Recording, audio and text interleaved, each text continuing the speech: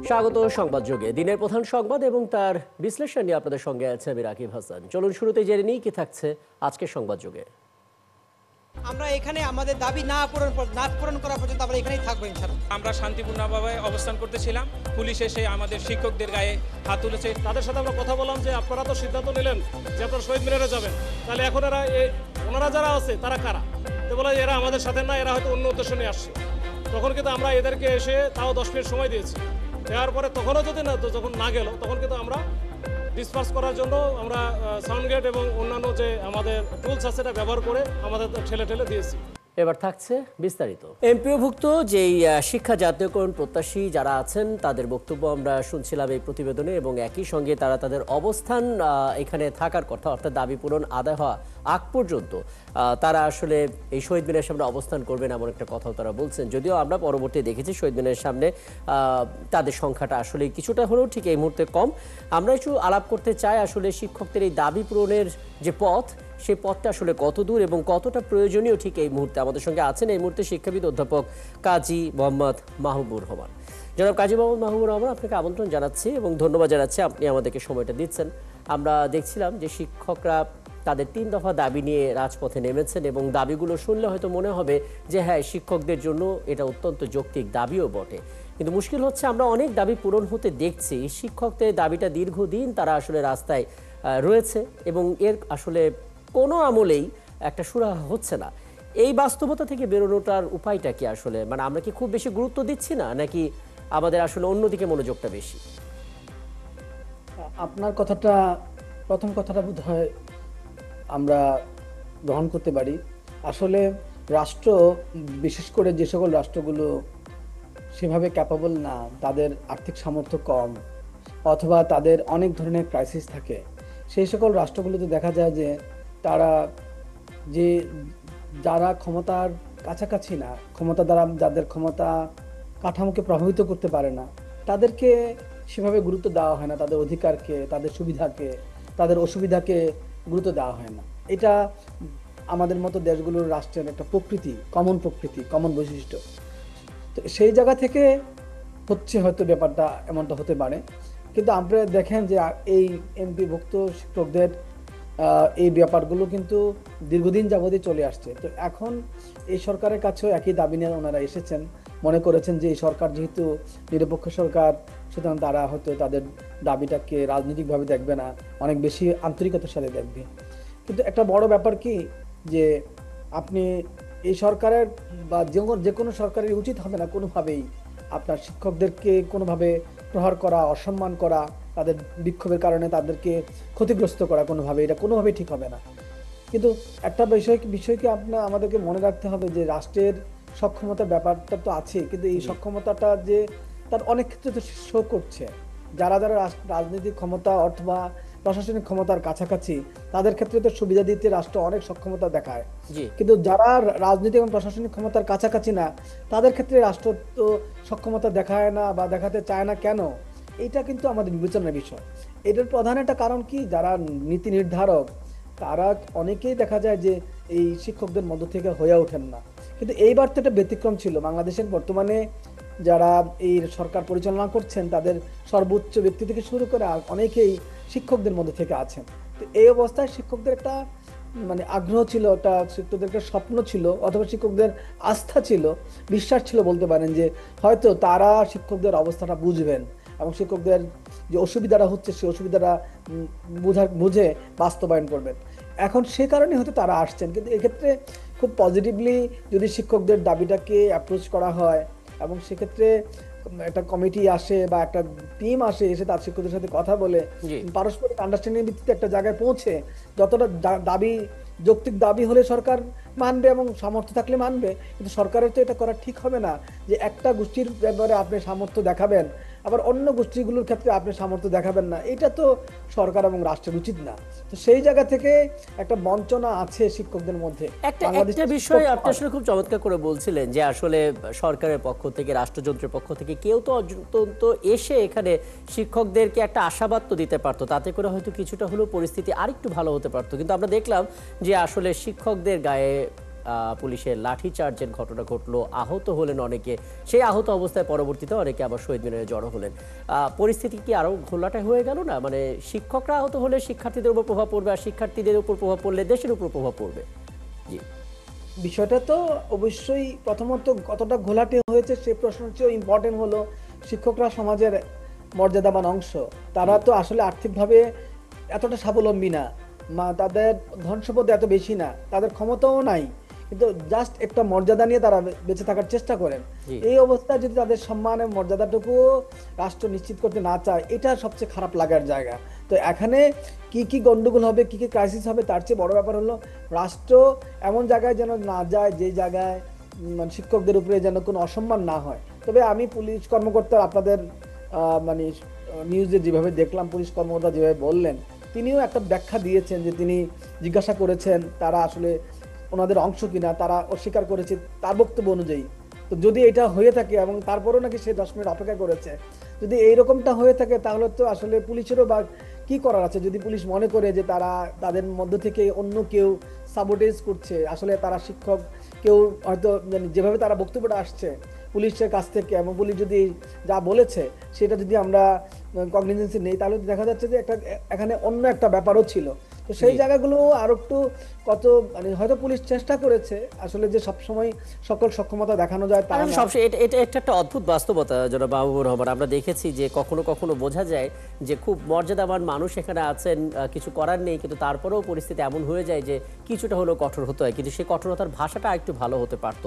একটা বিষয় একটু জানার চেষ্টা করি, আমরা শিক্ষকদের জায়গাটা নিয়ে, তাদের দাবি জায়গাটা নিয়ে কি করণীয় সে বিষয়ে একটু শুনলাম আপনার কাছে, কিন্তু এবার একটু বাস্তবতা যদি আমরা আসি, আমাদের শিক্ষা প্রতিষ্ঠান প্রান্তিক অঞ্চলে যেগুলো আছে, যেগুলো এখন এমপিওভুক্তির দাবি করা হচ্ছে, এই সমস্ত শিক্ষা প্রতিষ্ঠানগুলো পরিকল্পিতভাবে তৈরি করা হয়েছিল?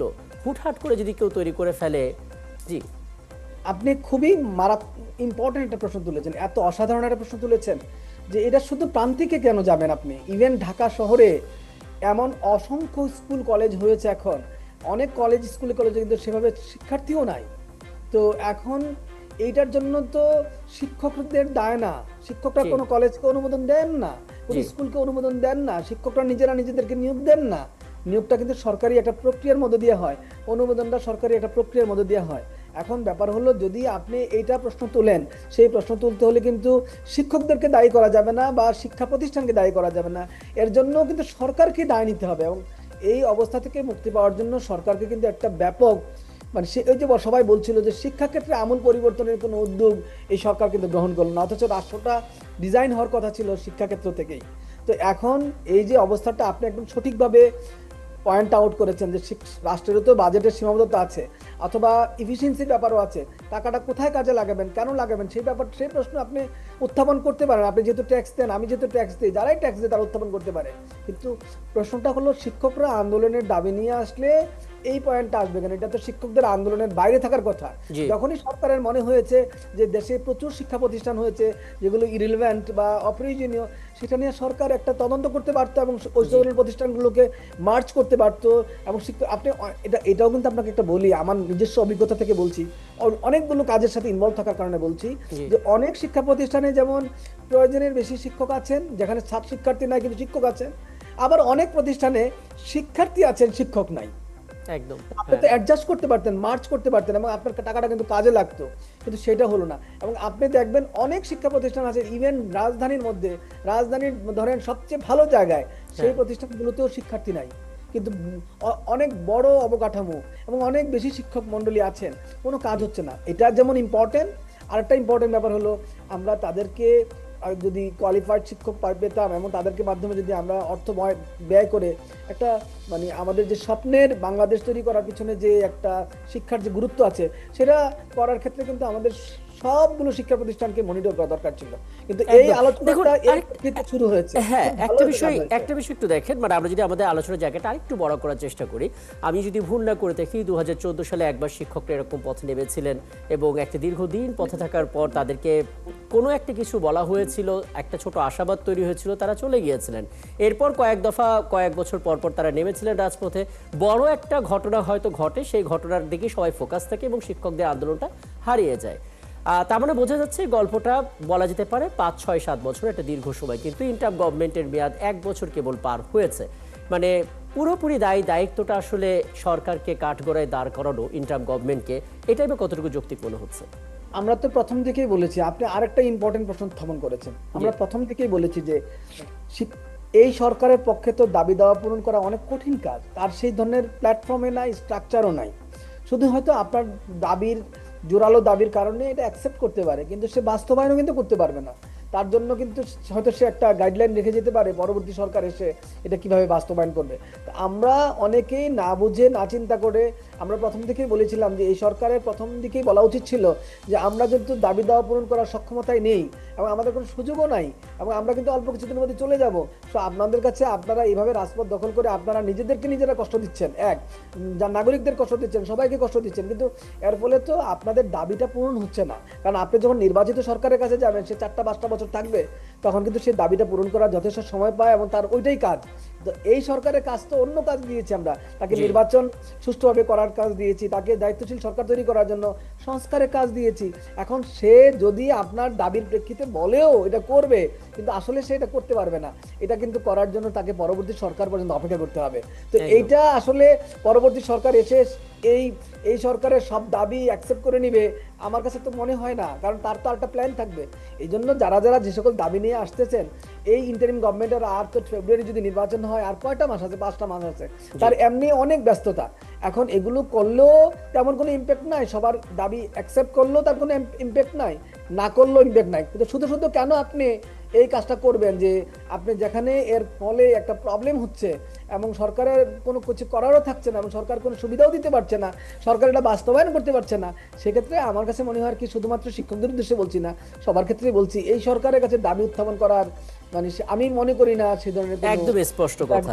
প্রেক্ষাপট আছে। এটা তো অর্থহীন। জি জি, আরেকটা বিষয় যদি আমি একটু, যেহেতু একেবারে শেষের দিকে আমরা চলে এসেছি, আর মিনিট 5 হয়তো সময় পাবো, একটা বিষয় একটু বলবেন, মানে আমরা যে পরিমাণ শিক্ষকদের এখানে সমবেত হতে দেখেছি এবং যে পুলিশকে আমরা আসলে আমাদের প্রতিবেদনে কোট করেছি যে পুলিশ একদিকে যেতে বলেছিলেন এবং পরবর্তীতে কিছু মানুষ আছেন তাদেরকে জিজ্ঞেস করলেন যে আপনারা তাহলে কারা। হ্যাঁ, তার মানে বোঝা যাচ্ছে তাদের যে নির্দিষ্ট সিরিয়াল বা পরিচয়পত্র, একটা জিনিস দেখে যে আমরা বুঝবো যে তিনি আসলে শিক্ষক, সেটাও আসলে খুঁজে পাওয়া যাচ্ছে না। তার মানে বোঝা যাচ্ছে যে পরিমাণ শিক্ষকরা এখানে উপস্থিত হয়েছেন তাদের অনেকেরই তারা নিজেদের সেই কার্ডটা, যেটা আসলে সরকারের কাছে ডাটাবেজে থাকবে, সেটাও তো নেই। তাহলে আসলে তাদের ক্ষেত্রে আমরা কিভাবে সেই সাহায্যটা দিতে পারবো, যেটা দিয়ে আসলে অন্তত 3-4 মাস একটা প্রণোদনা বা কোনো কিছু আমরা যে দিব, সেটা আসলে কিভাবে সম্ভব হবে? সেটা তো আসলে কঠিন কাজ, আপনি যেটা বলেছেন এটা আরেকটা বাস্তবতা। কিন্তু আমার কাছে মনে হচ্ছে কি, আমরা তো আসলে সবসময় মনে করি যে ঢাকা কেন্দ্রিক আন্দোলনই সাফল্য তৈরি করে এবং এটা অতীত ইতিহাস তাই বলে। এই অবস্থা কিন্তু সবার মধ্যে একটা লেসন তৈরি হয়ে যায়, ঢাকায় যেতে হবে এবং ওখানে গিয়ে শহীদ মিনারে বসতে হবে, অথবা পল্টন ময়দানে বসতে হবে, অথবা শাহবাগ বোর্ডে বসতে হবে, এবং এইগুলো অচল করে দিলে সরকার বাধ্য হবে আমাদের কথা শুনতে। কিন্তু এটা একটা ব্যতিক্রম পদ্ধতিও ছিল। আপনি যে আইডেন্টিফিকেশনের কথা বলছেন, প্রত্যেকে যদি যার স্কুলে এটা করতো, এটা ইম্প্যাক্ট কিন্তু আরো বেশি হতো, কারণ তখন তো আপনি শিক্ষা প্রতিষ্ঠানগুলো আপনার এক ধরনের প্যারালাইজড হয়ে যেত। তো আসলে এতে নাগরিকের ভোগান্তিও কমতো এবং এটা অ্যাটেনশনও বেশি পেত এবং এতে সরকারেরও দৃষ্টি দিতে হতো। কিন্তু সবচেয়ে বড় ব্যাপার কি, আসলে আমরা তো অনেক দাবি দেওয়ায় নিয়ে যাই। এখন এই শিক্ষক হোক অন্য কেউ হোক, দাবির ক্ষেত্রে পুলিশের একটা বক্তব্য থাকে, পুলিশের একটা চিন্তা থাকে, পুলিশের কিন্তু একটা মানে ভাবনা সে কিভাবে কাজটা করবে, আবার আপনার কিন্তু যারা দাবি দেওয়া নিয়ে গেছেন তাদের একটা ভাবনা। তো সেক্ষেত্রে পুলিশকে পুলিশের কাজটা করতে হয়, দাবি দেওয়া যারা করছেন তাদেরকে তাদের মতো করে দাবি দেওয়া করতে হয়। এটা সহজে নিরসন করার পদ্ধতিটা হলো, এখন এই সময়ের জন্য সরকারের কোনো মানে এই শিক্ষা মন্ত্রণালয় থেকে কোনো কর্তা ব্যক্তি এসে যদি তাদেরকে বলেন যে ভাই আমরা তো আসলে এই অবস্থায় নাই, আপনারা যে দাবি করছেন এই দাবির প্রতি আমরা পূর্ণ সহানুভূতিশীল, কিন্তু আমাদেরকে বলেন আমরা কিভাবে আপনার দাবিটা পূরণ করতে পারি, আমাদের তো সেই ধরনের কোনো অ্যাপারেটাস নাই, আমাদের কোনো সেই ধরনের সুযোগ নাই। সো তখন যখন তারা বুঝবেন বা বুঝতে চাইবেন, না বুঝতে চাইলে তো অন্য কথা, কারণ এটাই তো বাস্তবতা। কিন্তু এটা তো বোঝানো দরকার আছে, অর্থাৎ নিজেদেরকে প্রকাশ করা জায়গাটা, নিজেদের কোন কাজটা তারা করতে পারবেন এবং কোন কাজটা আসলে আমি বলে রাখি ছোট করে, সেটা হলো শিক্ষকরা আসলে বাংলাদেশে প্রচন্ড পরিমাণে অবহেলিত এবং তারা আসলে নানান নির্যাতনের শিকার, এবং এই শিক্ষা কার্যক্রমগুলোর মধ্যে নানান ধরনের দুর্বৃত্তায়ন ঢুকে পড়েছে। এটার জন্য শিক্ষকদের দায় না, কিন্তু কিছু শিক্ষকের কোনো কোনো সময় যে দায় ছিল না তা না, কিন্তু এর মূল দায়টা কিন্তু রাষ্ট্রের এবং রাজনৈতিক সরকারগুলোর। কিন্তু সেই জায়গা থেকে আপনারা কিন্তু শিক্ষাক্ষেত্রে একটা মৌলিক পরিবর্তন এনে তাদের প্রত্যেকের কষ্ট দুর্ভোগ লাঘব করে, বঞ্চনা লাঘব করে যেন সবার মানে একটা উপযোগী একটা গুরুত্ব মানে এক ধরনের যে শিক্ষার এবং শিক্ষার্থীদের অভিভাবকদের উপযোগী একটা শিক্ষা ব্যবস্থা তৈরি করার চেষ্টা করা দরকার ছিল, এবং এটা আজকে মনোযোগ না দিলেও কালকে দেওয়া দরকার। এখন একটা বিষয় যেটা আমি আলাপটা আজকের মতো শেষ করব, সেটা হচ্ছে যে আমরা সবসময় বলি যে শিক্ষার মান উন্নয়নের কথা, মানসম্মত শিক্ষা ব্যবস্থার কথা, আধুনিক শিক্ষা ব্যবস্থার কথা, কিন্তু যারা সেই পাঠদান প্রক্রিয়ায় থাকবেন সেই শিক্ষকরাই অবহেলিত। আপনি যেমনটা বলছিলেন, আপনি একজন শিক্ষাবিদ এবং সরাসরি শিক্ষা ব্যবস্থার সঙ্গে নানাভাবে আপনি কাজ করার অভিজ্ঞতা আপনার আছে, সেই জায়গা থেকে একটু বলবেন শিক্ষকদের যে প্রাপ্য অধিকার এবং স্কুলগুলো তালিকাভুক্ত করা, এমপিওভুক্তর বাইরে কেন আসলে স্কুল থাকবে? সবই তো আসলে এমপিওর মধ্যে থাকবে, সবাই আমরা দেখতে পারবো, সেরকমটা আসলে কিভাবে তৈরি করা যেতে পারে? কোন কাজটা আসলে করা খুবই জরুরি? সরকারের এখন প্রধান কাজটা উচিত, যেটা আপনি প্রথমে শুরু করেছিলেন, যে অপ্রয়োজনীয় শিক্ষা প্রতিষ্ঠান কি আছে এবং সেটাকে তালিকাভুক্ত করা। যেগুলো অপ্রয়োজনীয় সেই শিক্ষা মানে তালিকাভুক্ত করে সেগুলোকে, মানুষ তো জানে কোনটা অপ্রয়োজনীয়, এখন যে শিক্ষক নাই এলাকার লোকজন জানে, সেখানে যে শিক্ষার্থী নাই এলাকার লোকজন, আমি নিজেও জানি, আপনাকে কি বলবো, আমি নিজেও জানি যে ঢাকা শহরে অনেক স্কুল কলেজের অবস্থা কত বেহাল। তো এই অবস্থায় এই সকল স্কুল কলেজকে যদি আপনি এক ধরনের অন্য স্কুল কলেজের সাথে মার্চ করে দেন, অথবা এই স্কুল কলেজগুলোর শিক্ষার্থীদের যে যদি অন্য কোনো ব্যবস্থা করেন এবং তাদের একদিক দিয়ে যদি শিক্ষকদের মানে আর্থিক অবস্থাটা প্রণোদনটা বাড়িয়ে দেন এবং তাদেরকে মার্চ করেন, তাহলে আমার মনে হয় না কারোর মধ্যে ক্ষোভ থাকবে। কারণ আপনি তো গুণগত শিক্ষাও দিচ্ছেন, আবার তাদের যে অসুবিধা বঞ্চনাগুলো আছে সেগুলো অ্যাড্রেস করছেন। এই দুইটা একসাথে করতে হবে, একটা হলো গুণগত শিক্ষা, আর একটা হলো তাদের বঞ্চনাকে অ্যাড্রেস করা যতটা পারা যায়। ওরা তো বেশি চাচ্ছে না, অল্প কিছু অ্যাড্রেস করেন এবং একটা সময় নেন যে এই 2 বছর এটা করবেন, 5 বছর এটা করবেন, 10 বছর এটা করবেন, এরকম বিভিন্ন মেয়াদে যদি একটা টার্গেট থাকতো এবং আমরা যদি এটাকে একটা মূল্যায়ন করে, এমনি করলেই হবে না, মূল্যায়ন করে টার্গেটটা করতাম, তাহলে আমি আপনাকে বলছি তাহলে আমাদের সমস্যাটা কিন্তু সমাধান হয়ে যেত। এটা একটা বিরাট ব্যাপার। অনেক কার্যকরী বেশ কিছু পরামর্শ আসলে আপনি দিলেন এই স্বল্প সময়ের মধ্যে, এবং বোধ করি সরকারের বা রাষ্ট্রযন্ত্রে কেউ যদি এই কথাগুলো শোনে তাহলে হয়তো তারা খুব দুর্দান্ত কিছু আইডিয়া পাবে, যেটা দিয়ে আসলে পরিস্থিতি সামাল দেওয়া যায়। অনেক ধন্যবাদ, আপনি আমাদেরকে সময়টা দিয়েছিলেন। শিক্ষাবিদ, ধন্যবাদ। জি জি, শিক্ষাবিদ কাজী মোহাম্মদ মাহবুবুর রহমান আমাদের সঙ্গে যুক্ত ছিলেন, এবং এমপিওভুক্তর দাবিতে যে আন্দোলন চলছে শিক্ষকদের, শেখার সমাধানটা আসলে কি হতে পারে আমরা একটা ধারণা খোঁজার চেষ্টা করছিলাম দর্শক। এবং এই ছিল আজকে সংবাদযোগে। আগামীকাল ঠিক রাত 10টায় আবারও দেখা হবে নতুন কোনো বিষয় এবং তার বিশ্লেষণ নিয়ে। থাকুন একাত্তরের সাথে।